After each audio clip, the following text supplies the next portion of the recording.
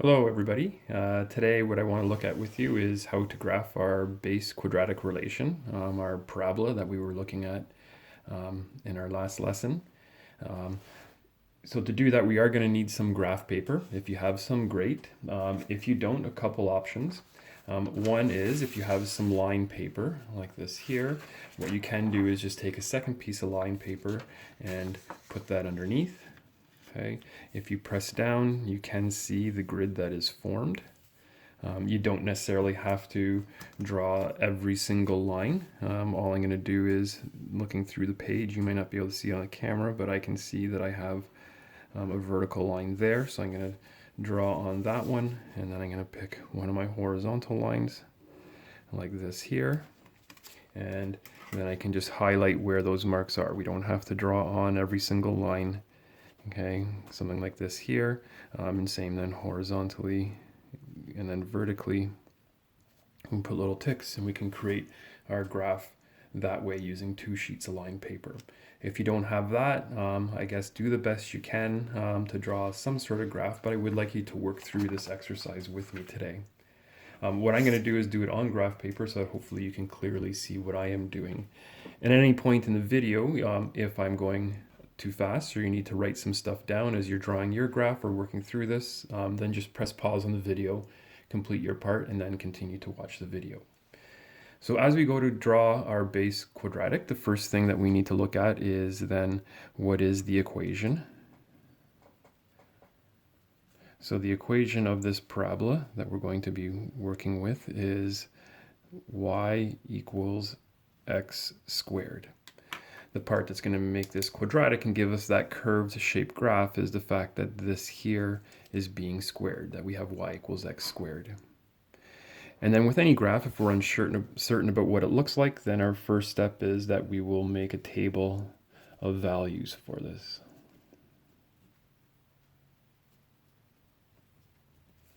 So in our table of values, or called our t-chart sometimes, okay, reminder that we're going to pick some x values, and then on the right side we will calculate our y values according to our equation y equals x squared. So I'm going to pick the values then 4, 3, 2, 1, 0, -1, -2, -3, and -4. If we square these values then, okay, so if I sub this into the equation, then we will get then 4 squared equals 4 times 4, 16. 3 squared equals 9. 2 squared equals 4. 1 squared equals 1. 0 squared equals 0. And then we got to be careful when we're on the negative side because this is in brackets. So this actually means that we're taking -1 and multiplying it by -1. If we multiply 2 negatives, we actually get +1. And then similarly here, as we do -2 squared, we will get 4, and -3 squared, we will get 9, and -4 squared, we will get 16. Okay. Lastly then, okay, now that we have our equation and our table of values, is to create our graph. So if you have some graph paper, again, great. If you need to use a couple pieces of line paper to do that, that's fine. If you need to press pause to set this up for a second, feel free to do that. What I'm going to do is draw my vertical axis here.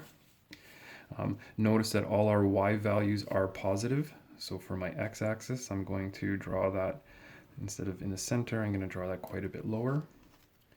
As we draw our graph, a few reminders. There is my x-axis. There is my y-axis. If we put a scale on here, 1, 2, 3, 4, 5. 1, 2, 3, 4. And going to the left, -5. Counting up, 1, 2, 3, 4, 5, 6, 7, 8, 9, 10. Down, 1, 2, 3. So there's our -3. Working through our table of values, I'm going to start here in the middle where x is 0 and y is 0. That is that point right there. And then I'm just going to work through my positive values. So when x is 1, I come to the right 1, y is 1, so we go up 1. When x is 2, I come to the right 2. My y value is 4. When x is 3, my y value is 9. So 5, 6, 7, 8, 9. And when x is 4, my y value is 16. There's 10, 11, 12, 13, 14, 15. I'm going to plot it even though it's taller than my axis. But there's that last point. On the negative side, notice that we end up with the exact same y values. So -1, we go up 1. -2, we go up 4. -3, we go up 9. And -4, we go up 16. So this side we can actually plot quite quickly as we plot it symmetrical to the other side. This should be a nice smooth curve. Okay, we saw some parabolas the other day. We noticed that this is a nice smooth U shape, so here I'm going to do the same thing. I'm going to draw a nice smooth U-shaped graph. And there's our what we call our base parabola. Now, if I want to draw this, a few key features that we have when we graph this is that we have the vertex. Okay, here it is at the bottom.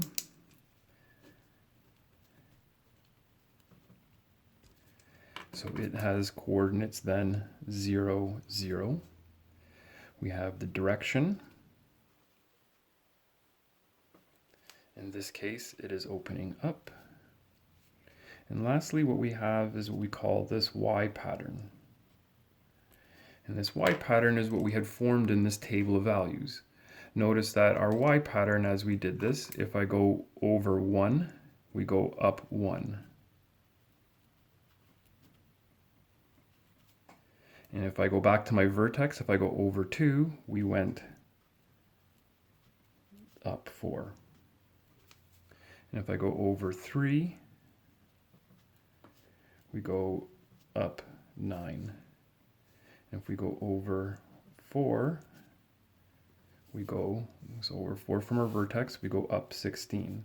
And if we are continuing to create this pattern, what we should realize here is it doesn't matter what I go over. So if I was to go over 8, I would go up. All we're doing is taking these values and we square them. So if I go over 8, if I square that, we would go up 64. And we use this word over because it doesn't matter if I go over to the right, or by symmetry I could go over to the left, we get the exact same values.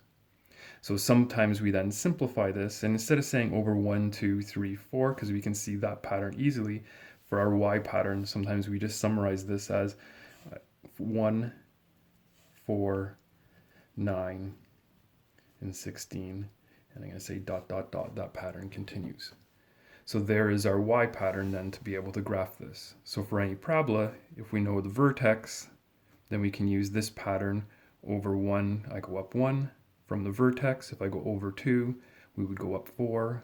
If I go over 3, I would go up 9. If I go over 4, I would go up 16. If I went over 5, if I square 5, I would go up 25. If I go over 6, if I square 6, we would go up 36, and so on and so on. And that's how we can graph our parabola. Okay, so take a second, finish your parabola off. Okay, and then I would like to take a look. So I'll give you some instructions on our Google Classroom about sending that in to me so I can take a look at your problem. Have a good day, guys. Bye.